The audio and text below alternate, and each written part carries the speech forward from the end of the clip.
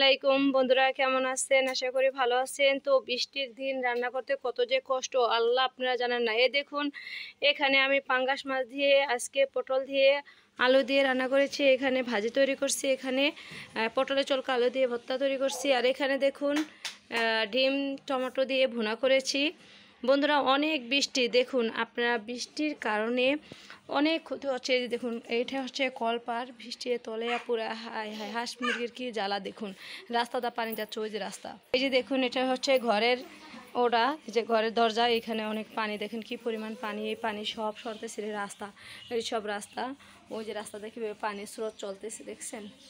অবশ্যই অনেক পানি, আপনারা পানি দেখলে হয়তো বুঝতে পারবেন না। এই দেখুন পানি আর পানি, এই যে আমি পানিতে নামছি, এটা আমাদের উঠান, উঠানে এত পরিমাণ পানি দেখছেন। এই যে সব পানি আর পানি, ঘর, এই যে ঘরে অনেক পানি, দেখুন অনেক পানি। এটা হচ্ছে ঘরে, যে দেখুন কত সুন্দর পানি ছিল।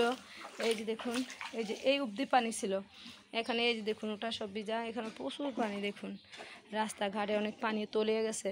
এই রাস্তায় যে পাকের ঘর পুরো পানি। দেখুন এই যে রান্না বান্না কত কষ্ট করবো, তারপরেও তো রান্না বান্না করে খেতে হবে, তাই না? বাঁচতে হলে তো সব কিছু করতে হবে। তো আল্লাহ পাক হয়তো বা আজকে একটু রৌদ্রমুখ দেখা যাচ্ছে, এই বৃষ্টি হচ্ছে, একই নাগারে বৃষ্টি হচ্ছে।